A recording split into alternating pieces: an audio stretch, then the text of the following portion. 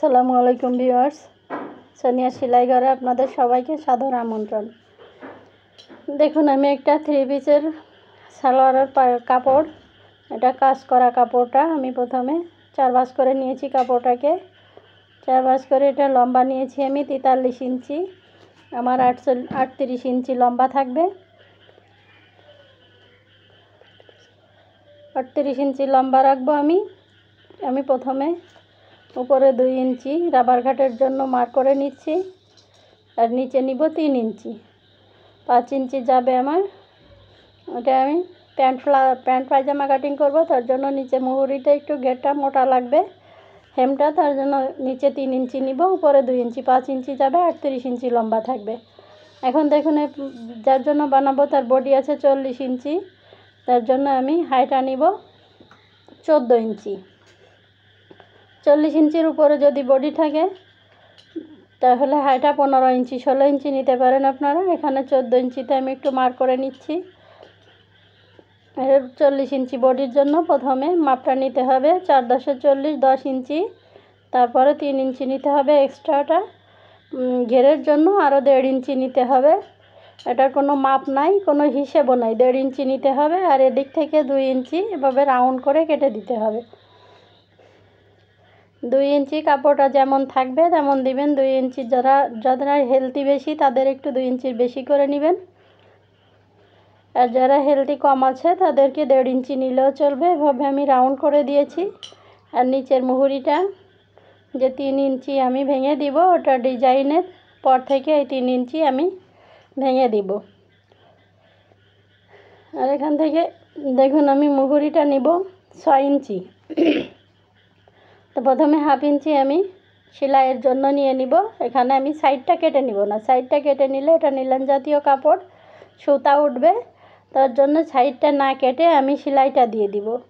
আর মুহুরি 6 ইঞ্চি নেব, এক্সট্রা সেলাইয়ের জন্য নিব আর 1 ইঞ্চি, 7 ইঞ্চি, আর পাশে 1/2 ইঞ্চি সেলাইয়ের জন্য, মোট 7.5 ইঞ্চি আমি মুহুরিটা নিয়েছি। নিয়ে এভাবে শেপ কাট দিয়ে পায়জামাটা কেটে নিতে হবে। পায়জামাটা শেপ কাট দিয়ে কাটলে শেপটা খুবই সুন্দর আসবে। এখন দেখুন, এটাকে একটু কানি রেখে কাটলে তাহলে যখন উপরে সেলাইটা এভাবে দেওয়া হবে তখন ছোট হবে না, মুহুরির কাপড়টা ছোট হবে না, তার জন্য এখানে একটু কানি করে কাটতে হবে। দেখুন, প্যান্ট পায়জামাটা আমি খুবই সহজভাবে কাটিং এবং সেলাই দেখিয়ে দিচ্ছি। এখানে আমি এক্সট্রা সেলাইয়ের কাপড় রেখে কাটিং করে নিয়েছি। এখন দেখুন, এভাবে রাউন্ড করে একটু কেটে নিতে হবে। আর এটাতে আমি কোনো কলি দিব না। 40 বডির নিচেই কখনো সালোয়ারে কলি লাগে না। আর এখানে আমি কেটে নিচ্ছি সেলাইয়ের সুবিধার জন্য, মাঝখানটাতে আমি চিহ্ন দিয়ে নিচ্ছি। ভিউয়ার্স, দেখুন আমার কাটিং কমপ্লিট হয়ে গিয়েছে। আমি এখন সেলাইয়ের জন্য চলে যাব। এই যে দেখুন, সেলাইয়ের জন্য চলে এসেছি। আমি প্রথমে যে প্যান্ট পায়জামার সাইডে যে সেলাইটা থাকে লম্বা করে, সেই সেলাইটা দিয়ে নিব। এটা কিন্তু কেটে 2 ভাগ করে নিতে হয়। আমি কেটে নিব না, কেটে নিলে সুতা উঠবে, তার জন্য আমি না কেটে সেলাইটা দিয়ে নিচ্ছি। এটা অনেক সুন্দর হবে, সুতাটাও উঠবে না। দেখুন, এভাবে পুরো পায়জামার কাপড়টাকে একটা পার্ট আমি সেলাই করে নিয়েছি। এখন এভাবে উল্টিয়ে সিধা পিঠে এনে একটা চাপ সেলাই দিতে হবে। চাপ সেলাইটা দিলে সুন্দর দেখা যাবে। আর প্যান্ট পায়জামায় অবশ্যই চাপ সেলাই দিতে হবে। আমি একটা চাপ সেলাই দিচ্ছি, আপনারা চাইলে 2টাও দিতে পারেন। এই যে দেখুন, আমার একটা পার্ট কমপ্লিট হয়ে গিয়েছে। সেলাইটাও কিন্তু খুবই সুন্দর হয়েছে।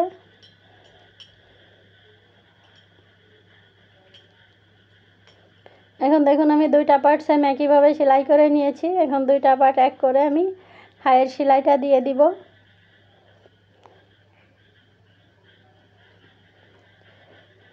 এভাবে আমি 2টা হাই সেলাই করে কমপ্লিট করে নিব।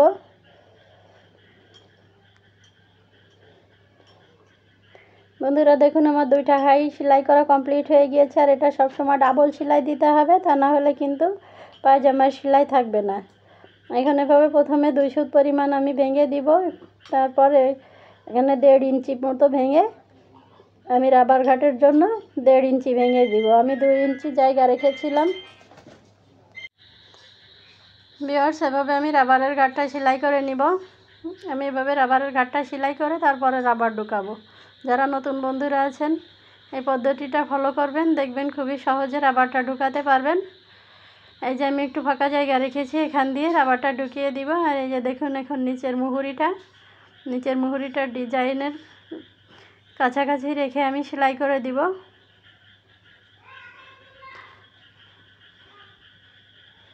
আর নিচের মুহুরিটা পায়ের আছে, তার জন্য মুহুরিটা আমার ভেঙে নেওয়া লাগেনি। এখানে একটা মুহুরি সেলাই হয়ে গিয়েছে, আর একটা মুহুরি সেম একইভাবে আমি সেলাই করে দেব।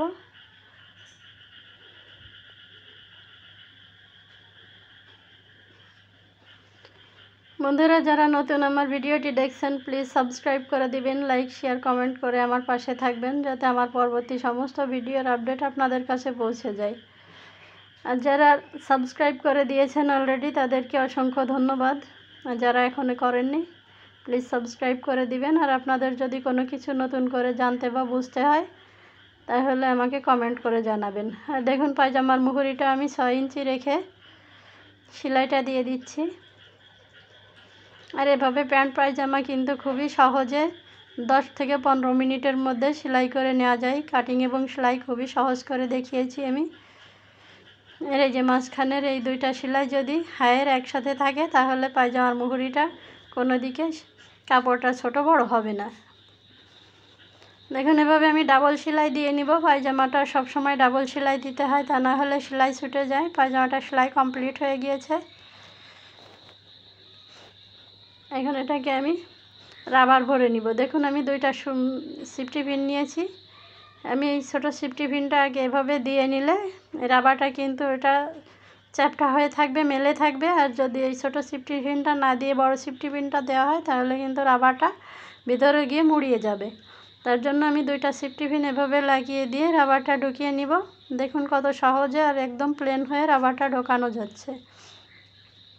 অনেক নতুন বন্ধুরা আছেন যারা রাবারটা একসাথে পায়জামাটা সেলাই করতে পারেন না, তাদের জন্য এই পদ্ধতিটা খুবই সহজ। এভাবে আপনারা একবার করে দেখুন, খুবই সহজে রাবারটা ঢুকিয়ে নিতে পারবেন। এই যে দেখুন, রাবারটা একদম প্লেন হয়ে বের হয়ে আসছে, কোথাও মুড়িয়ে যায়নি। দুইটা রাবার এভাবে মুহুরিটা আমি সেলাই করে নিব। ভালো করে মুখটাকে ব্যাক স্টিচ দিয়ে আটকে দিতে হবে। যেভাবে টান দিলে রাবারটা ভিতরে ঢুকিয়ে যাবে। আর যে ফাঁকা জায়গাটা ছিল রাবার ঢোকানোর, ওই জায়গাটা আমি সেলাই করে দিচ্ছি। এভাবে ঘুরিয়ে ঘুরিয়ে রাবারটা চারিদিকে সমান করে দিতে হবে, কাপড়গুলো যেন কোথাও দলা হয়ে না থাকে। দেখুন, এখন ভিতরে আমি রাবারের উপরে একটা সেলাই দিয়ে দিব। 2 হাত দিয়ে রাবারটা টেনে ধরতে হবে। ডান হাত বাম হাত 2 হাত দিয়ে রাবারটা টেনে ধরতে হবে, তাহলে সেলাইগুলো সুন্দরভাবে পড়বে, কোথাও কাপড়টা কুঁচকে থাকবে না।